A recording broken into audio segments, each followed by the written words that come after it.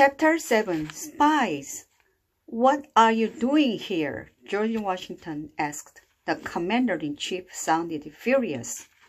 We made a mistake," Jack said. We didn't mean to come." George Washington turned to the rowers. "Who let these children sneak abroad?" he asked in a stern voice. The men looked at Jack and Annie with surprise. "It's not their fault," Annie said quickly. "They were working too hard to notice us." Just then, the boat banged against the ice. The ice cracked. The boat moved on, then bumped against the shore. Two soldiers jumped out and pulled the boat up on the shore. George Washington looked at Jack and Annie. "This boat is returning to get more men," he said. "When it does, you two will get out and stay on the other shore." "Yes, sir," said Jack. He felt very embarrassed. George Washington then gave orders to the rowers. "Make sure these children do not board any other boats when you return," he said.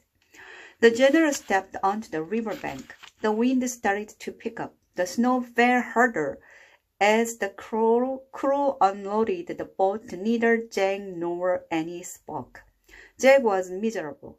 They had caused trouble for George Washington just when the general was trying to make America an independent nation.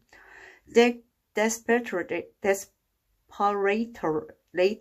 wished he and Annie had gone home earlier. They watched more and more boats land on the riverbank. As the soldiers unloaded their weapons and horses, a freezing rain began. Now rain, snow, and sleet fell together. Jack heard George Washington call to one of his men. "This storm is getting worse, Major," the general said. "Yes, sir," the major said. "I think we are in for a blizzard," said Washington. "Yes, sir, our mission may be hopeless, sir," said the major. "Should we call it off?" "No, you shouldn't," Jack whispered. "You are going to win." "Should we turn back, sir?" the major said. "No, no," said Annie. She stood up. The boat rocked. "Don't turn back, George Washington, sir," she shouted. "You have to march on, sir. You have to attack the Hessians, sir." "Shh!" Jack tried to pull Annie back down. "We are not supposed to know about their secret mission." "How does she know our plans, Major?" George Washington asked. "Listen to us, sir," said Annie. "You are going to win." She pulled away from Jack and jumped out of the boat. "Annie!"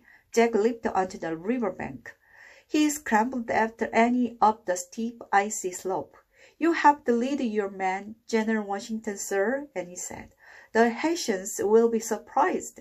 They think no army will be marching on a night like this."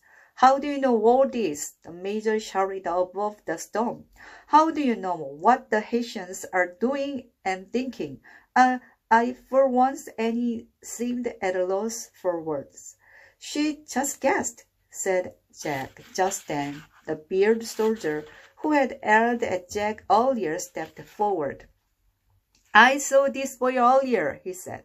"He was writing things down." "No, I was just—" Now Jack was at a loss for words. "Seize them!" the major shouted. "They're spies!"